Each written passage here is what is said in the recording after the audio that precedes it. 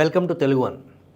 నడుస్తున్న సార్వత్రిక ఎన్నికల్లో కాంగ్రెస్ దాని మిత్రపక్షాలది విజయం అని, కేంద్రంలో ఖచ్చితంగా ప్రభుత్వం ఏర్పాటు చేస్తామంటున్నారు తెలంగాణ ముఖ్యమంత్రి రేవంత్ రెడ్డి. రేవంత్ తీరు ఏంటో ఆయన ఏమన్నారో ఇక్కడ చూద్దాం. కాంగ్రెస్ పార్టీకి ఇప్పుడు అనేక భాగస్వామ్య పక్షాలు ఉన్నాయని, అవి చాలా నమ్మకంతో ఉన్నాయని రేవంత్ గుర్తు చేశారు. బీజేపీ మిత్రపక్షాలు లేవు, ఉన్న వాటిలో కూడా నమ్మకం లేదు అని ఆయన వ్యాఖ్యానించారు. 150 కంటే తక్కువ స్థానాలు పొందిన పార్టీ సంకీర్ణ ప్రభుత్వానికి నేతృత్వం వహించిన చరిత్ర ఈ దేశానికి ఉందని ఆయన తెలియజేశారు. 2004 ఎన్నికల్లో కాంగ్రెస్ పార్టీకి 145 స్థానాలు లభించగా బీజేపీకి 138 సీట్లు గెలుచుకుంది. అప్పుడు దేశంలో తొలి యూపీఏ ప్రభుత్వం ఏర్పడింది. ఎందుకంటే అనేక పార్టీలు బీజేపీతో కాకుండా కాంగ్రెస్తో చేతులు కలిపాయి. లోక్సభ ఎన్నికల ఓట్ల లెక్కింపుకు మరో 2 వారాల సమయం ఉంది. ఫలితాలపై రోజురోజుకు ఉత్కంఠ పెరిగిపోతుంది. ముఖ్యంగా ఎన్ని స్థానాలు లభిస్తాయన్న విషయంపై బీజేపీలో అంతర్మథనం జరుగుతుంది.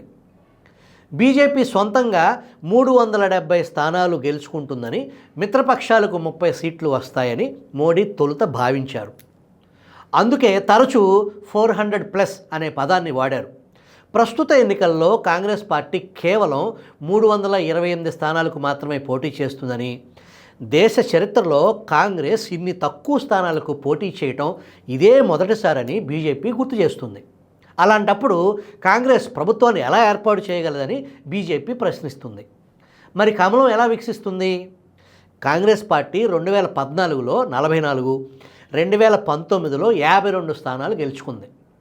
బీజేపీ 2014లో 282, 2019లో 303 సీట్లు గెలుచుకుంది. 2019లో సాధించిన స్థానాల కంటే ఎక్కువ సీట్లు గెలుచుకోవాలంటే బీజేపీకి అవి కాంగ్రెసేతర పార్టీల నుంచి రావాల్సి ఉంటుంది. అంటే NCP, Shiv Sena, AAP, Trinamool Congress, BRS, DMK, YCP వంటి పార్టీలు అన్నమాట. అయితే వీటిలో 1-2 పార్టీలు మినహా మిగిలినవన్నీ ఇండియా కూటమిలోనే ఉన్నాయి. కాబట్టి బీజేపీకి అదనంగా వచ్చే స్థానాలు ఏమీ ఉండవు. ఇంతకంటే పోయేదేముంది? ఇప్పుడు కాంగ్రెస్ వైపు నుంచి పరిశీలిద్దాం. ఉత్తరాన ఉన్న హిమాచల్, ఉత్తరాఖండ్, హర్యానా, రాజస్థాన్, మధ్యప్రదేశ్, ఉత్తరప్రదేశ్, బీహార్, ఛత్తీస్గఢ్, జార్ఖండ్ మొదలుకొని పశ్చిమాన దక్షిణాన ఉన్న గుజరాత్, మహారాష్ట్ర, గోవా, కర్ణాటక వరకు 2019లో కాంగ్రెస్ దాదాపు తన సీట్లన్నింటినీ బీజేపీ దక్కించుకుంది. ఈ రాష్ట్రాల్లో కాంగ్రెస్ పార్టీ 241 స్థానాలకు పోటీ చేస్తే గెలుచుకుంది కేవలం 9 మాత్రమే. ఇంతకంటే ఇప్పుడు పోయేదేమీ ఉండబోదు. బీజేపీ ప్రత్యర్థిగా లేని స్థానాలను కూడా కాంగ్రెస్ అప్పుడు కోల్పోయింది. కేరళ, తమిళనాడు అందుకు ఉదాహరణ. లోక్సభ ఎన్నికల్లో కాంగ్రెస్ 80 స్థానాలు వచ్చాయనుకుందాం. అప్పుడు బీజేపీకి 2019 కంటే 25 నుంచి 30 స్థానాలు తగ్గిపోతాయి. ఒడిశా, పశ్చిమ బెంగాల్, తెలంగాణ, ఆంధ్రప్రదేశ్ రాష్ట్రాల్లో కాంగ్రెస్ ఇతర పార్టీల నుంచి సీట్లు గెలుచుకుంటామని బీజేపీ దాని మద్దతుదారులు చెబుతున్నారు.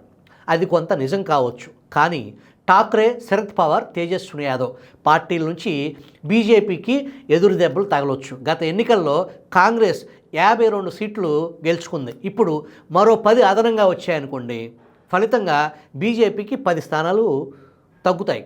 బీజేపీ 10 స్థానాలు కోల్పోతుంది.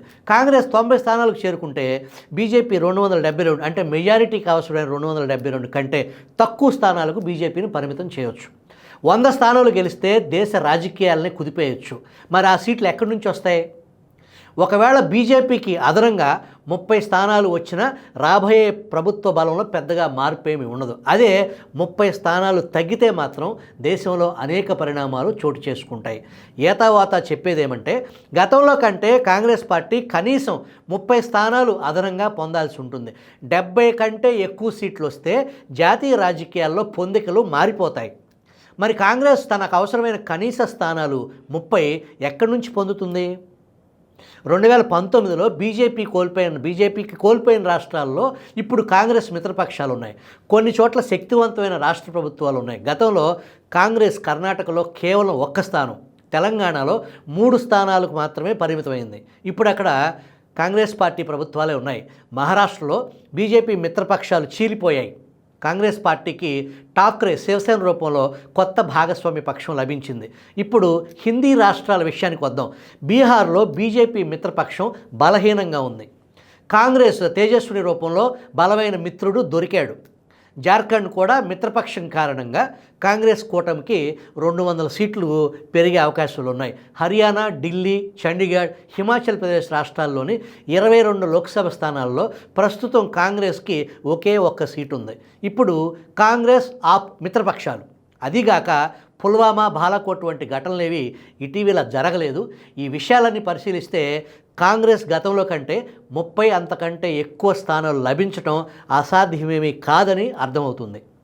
దేశ రాజకీయం మారబోతుంది అని రేవంత్ రెడ్డి పునరుద్ఘాటించారు.